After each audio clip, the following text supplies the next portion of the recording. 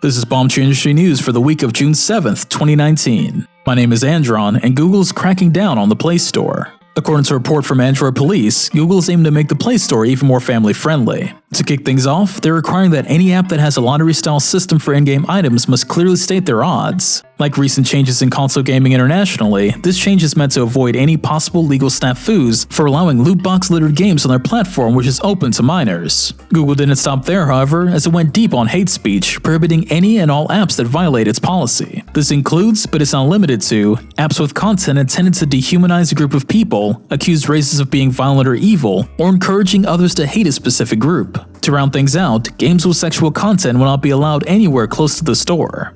Google's focus on sexual content now goes beyond explicit acts and ads for pleasure products. Google has expanded their policy to now include any content that is considered lewd or profane, depict sexual aids or fetishes, and even illustrations of sexually charged poses. These new guidelines not only apply to the apps but also the users themselves. Any user-created content found that violates these guidelines are now also subject for removal. These new guidelines certainly follow the latest trend that other companies have embraced, where their environments are being cleansed to be able to capture a larger market.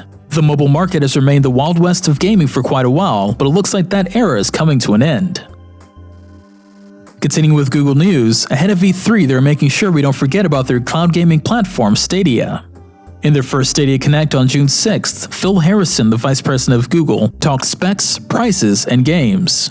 To kick things off, it doesn't appear like you'll need much bandwidth to play Stadia at a decent resolution. With just 10 megabits per second, Google promises a 720p 60fps experience. At 20 megabits, this number jumps to 1080p 60fps with HDR support, and at 35 megabits per second, Stadia boasts a mighty 4K 60fps with HDR support and 5.1 surround sound. That last point should surprise you, as hitting those numbers on a rig takes a sizable investment, and 35 megabits sounds like a low bar to achieve for that level of performance. In terms of pricing, Harrison only spoke about the Stadia Pro subscription level, which will set you back $10 a month while providing access to the 4K resolution tier. Google also mentioned some bonuses being given over time, but no details were really provided regarding this. What was provided was more info on the Stadia Founders Edition kit. This kit will include a Chromecast Ultra, a limited edition Night Blue Stadia controller, 3 months of Stadia for both you and a friend, as well as the complete Destiny 2 experience. This Founders Edition will cost $129 and is available for pre-order right now.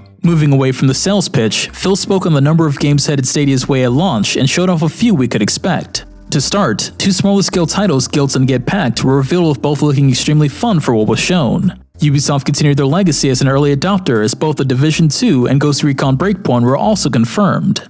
Probably the most surprising reveal was Baldur's Gate 3. The team at Larian Studios explained they had been trying to get their hands on Baldur's Gate for forever.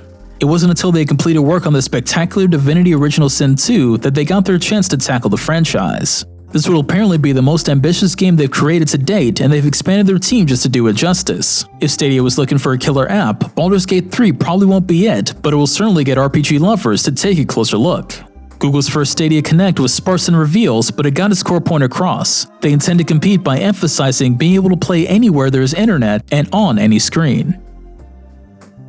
This week's Indie Watch is My Friend Pedro.